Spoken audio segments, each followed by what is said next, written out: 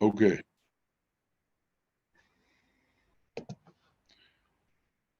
Okay, so Matt, first, thank you for agreeing to do this. I think for many of the people listening, MIRI Capital Management is going to be a first time it'll be the first time for them to actually have heard about the company or to have virtually met anybody from the company. So could you provide some background on MIRI and on yourself and your ties to the Japanese market? Yes, of course. Thank you for the opportunity to speak today. I appreciate it. So the MIRI strategy was started by Ben Griffith, MIRI's PM and principal, in 2015, and our investors are primarily US-based foundations and family offices. We invest client assets globally in non-English speaking countries.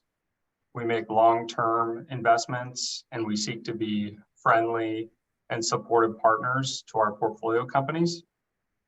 So our strategy consists of identifying fantastic small cap businesses that are undervalued by the market, not due to their quality and growth prospects, but because of non-fundamental reasons, such as misbucketing, minimal disclosure, firm structure, liquidity, or perhaps investor perception issues.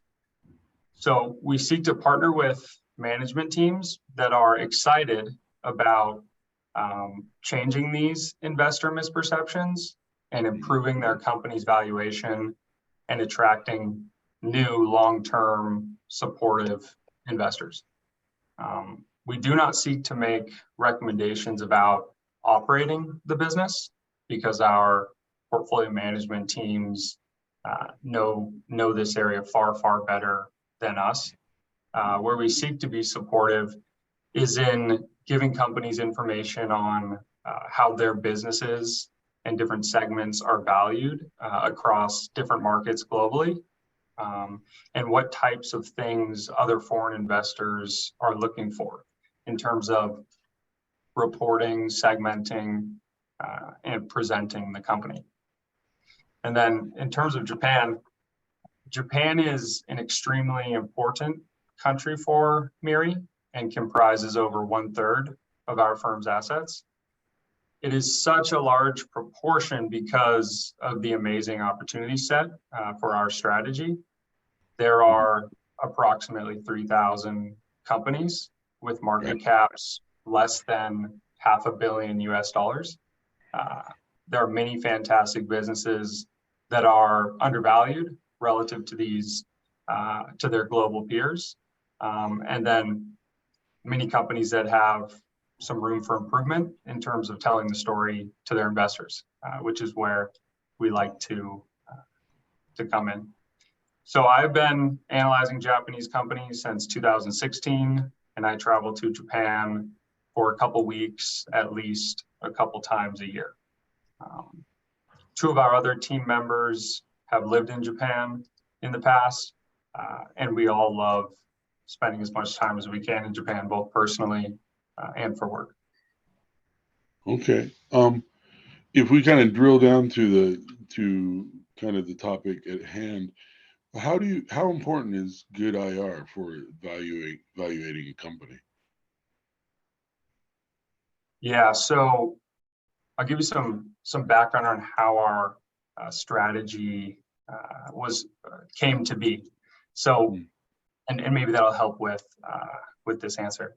So our strategy was born out of our portfolio manager meeting with and investing in dozens of countries across South America, Africa, Europe, and Asia. He was finding many cheap, high quality growing companies, but they often weren't generating strong investment returns. He realized that in these non-English speaking markets, valuations were often driven by non-fundamental factors such as market cap, liquidity, IR, foreign shareholder percentage. He began making friendly, recommendations in these non-fundamental areas and had success with portfolio companies that were eager to make these changes. And these success stories were the reason that the MIRI strategy was formed. In this strategy, obviously this is kind of semi-repetitive, but with a Japanese firm, how important is it with these firms to have a good English disclosure as part of their strategy? Yeah, we believe that English disclosure is a necessity for attracting long-term foreign investors. We spend a lot of time speaking with other foreign investors. I also used to work for a larger international investment firm, or investment firm that focused on non-US markets. So many of these foreign investment firms will not take the time to translate all of the company's materials to English. And many larger investment firms have strict hurdles for non-fundamental company factors, such as market cap, liquidity, whether the company has sell-side research, an English presentation, and whether the company publishes their English presentation simultaneously with their Japanese one. So a lot of investors require these things before they will consider investing in a foreign company. Therefore, English materials are required for some foreign investors investing in Japan. However, even for those investors that it is not required, English materials, especially high quality English presentation materials, we believe tells investors something about the company. The English materials are a clear signal that the company cares deeply enough about foreign investors to invest the time and resources into communication with them. So due to our investment style, we spend a lot of time translating company materials with Google Translate, and then we use DeepL.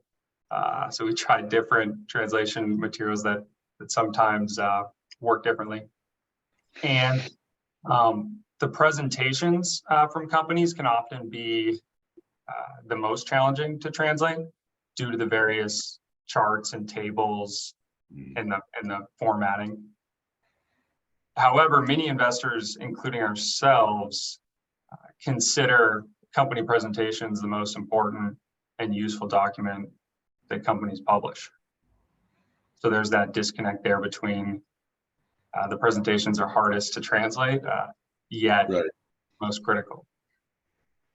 Right. It's that kind of how do you effectively shorten the Japanese that becomes English to fit on the page so that it still says the same thing. And yeah, it's definitely a challenge. But like you said, it conveys the at least perception that the company cares about its business and about growth and that perspective of IR. What about the C class? In the US, there's so much emphasis on the CEO's presence, on the CFO's presence in IR. Do you see that as of equal importance in Japanese disclosure? I would say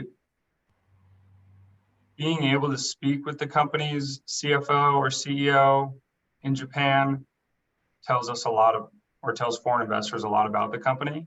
And if they choose to allocate management time to foreign shareholders.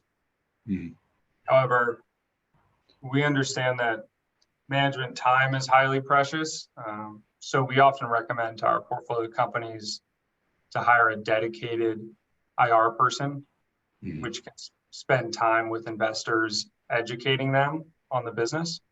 And then the CEO and CFO's investor meetings are with investors that already have a strong understanding of the business.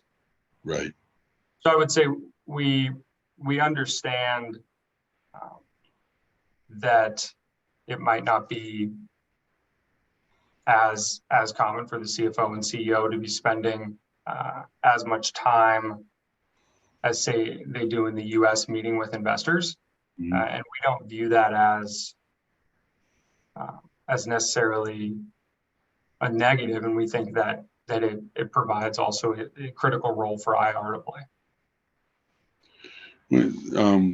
This is kind of a little segue, but when you have dealt with other companies of other countries, do you see a difference in the perception of why IR exists or what the purpose of IR is?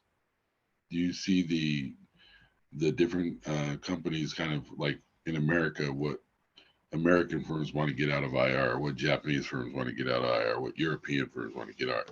Do you see a little difference of perception there? Well,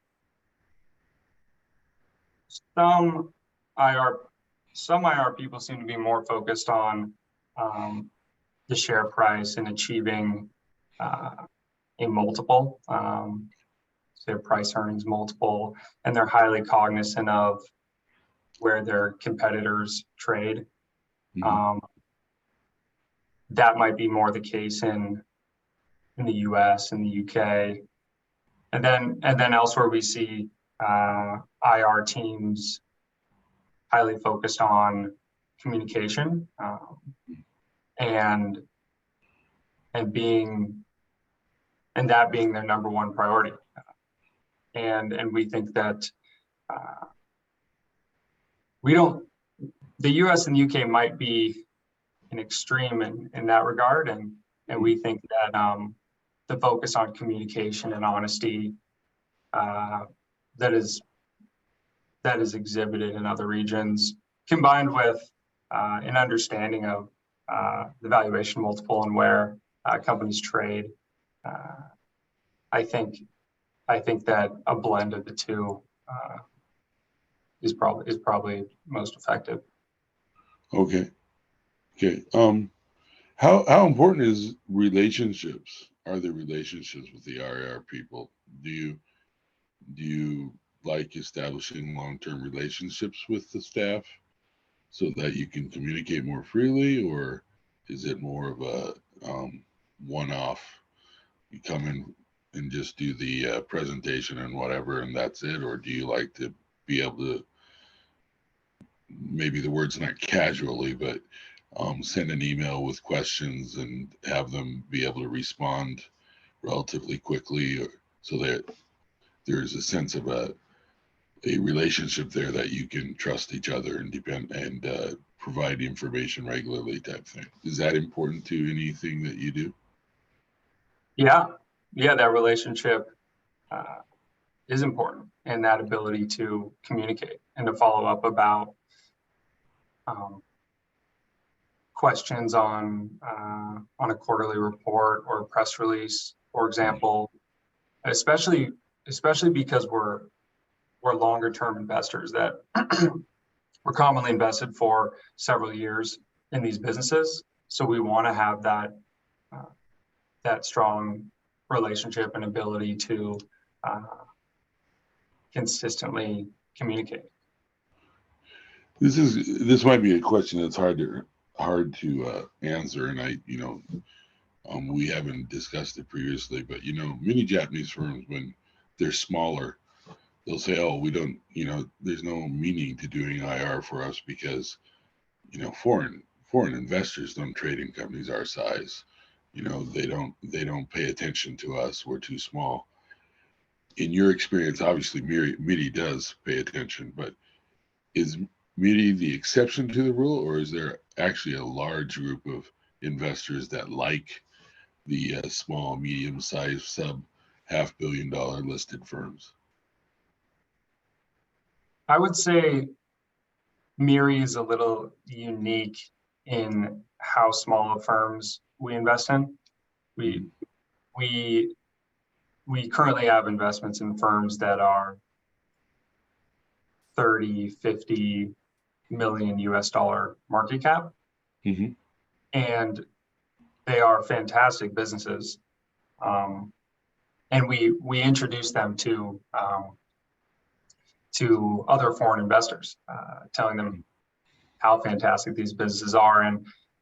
And we think there has been some challenge at that market cap level for for a wide set of foreign investors to be able to invest. But that probably exists globally at that market cap level. That's we're pretty unique in investing in companies that small. I think that Japan probably has a disproportionate amount of the world's sub $50 million companies. But in your mind, with bright futures. Yeah, there's a lot of fantastic businesses. That's why so much of our fund is in Japan. If we were to kind of summarize, in your mind, the proper extensive IR disclosure in English, with including equity stories and introduction to the corporate leadership and discussion of the strategies of the company, and of course the numbers that they've produced over the quarter or year, these are really key essences of valuating the company accurately and constructing a investment thesis going forward for that company. Yes, I agree. There are numerous fantastic companies, as I mentioned, in Japan, which are meaningfully undervalued versus their comparable companies globally. Mm-hmm. And for companies that are excited about the idea of increasing their corporate value to global peer levels and broadening their investor base to include various global investors, we think that, the things that you mentioned, and including hiring an IR officer and communicating with a thoughtful English investor presentation are the most effective methods. And we've also appreciated the new TSE prime market requirements, especially as they incentivize small companies in which we focus to reach tradable market cap thresholds. And we believe that this strongly aligns incentives with investors, which are also interested in the company reaching its fair corporate value. So in that case, employees benefit from achieving prime market, as well as recruiting efforts and company prestige, as well as shareholders.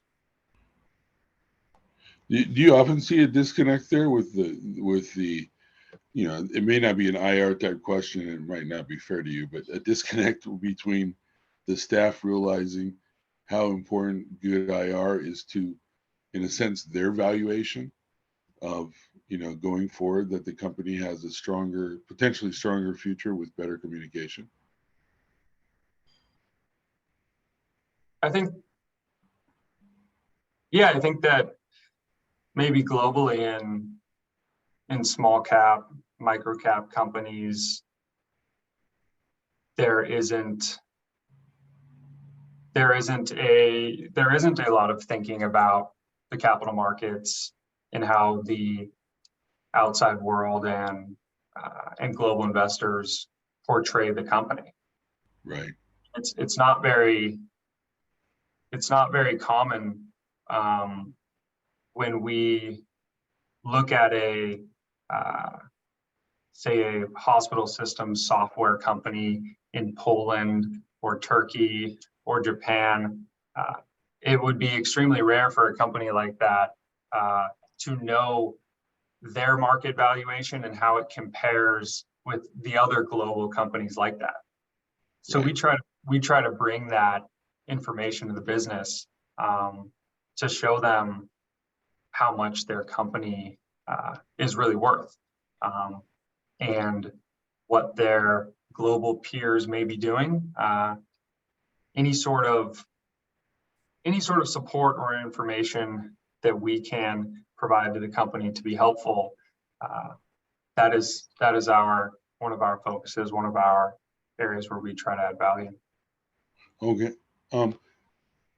In kind of closing here, if there is a specific message you wanted to talk about with regarding IR and disclosure, and how it's even, I think what you just mentioned is actually an important message for the Japanese IR team, is that it's a two-way street.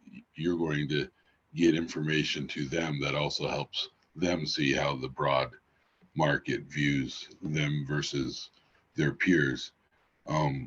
If there's something you wanted to kind of re-emphasize, what would it be?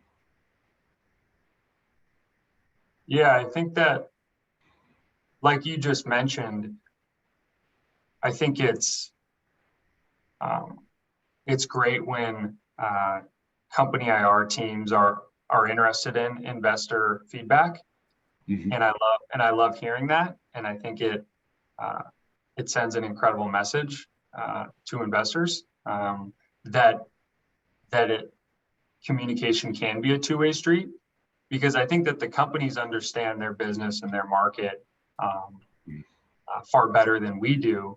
But I think that sometimes for companies that are interested in broadening their investor base, I think that someone like MIRI Capital can provide some helpful recommendations around what other global investors are looking for, because that's where we focus. We focus on looking at IR and materials for companies across the globe, for a lot of micro cap and small cap companies, and that's where we spend all of our time. Versus each portfolio company is intensely focused on their specific product, their specific competitive landscape. And so this is global small cap IR and valuations are where we spend our time. Okay. Just one last question. If the listeners to this recording are interested in asking you further questions, are you open to receiving emails with questions? Yes, absolutely. Okay, we'll be sure to communicate that, your email address, to the listeners too, so that those interested can communicate with you. Yeah, I can share it right now if that's okay. appropriate. Sure. So if any company listening was excited about anything that I had to say, or want to learn more about MIRI Capital, please reach out. We would absolutely love to speak with anyone interested in speaking. And my email is Matts, MATTS, at miricap.com, which is MIRICAP.com. And Ben and I, MIRI's portfolio manager, will be in Japan again in June, and happy to meet in person as well. Great. Matt, thank you for your time today. Hopefully we can meet up in June when you're here and appropriately say thank you. But thank you for your time. Of course. Thank you for including me. All right. Have a good one.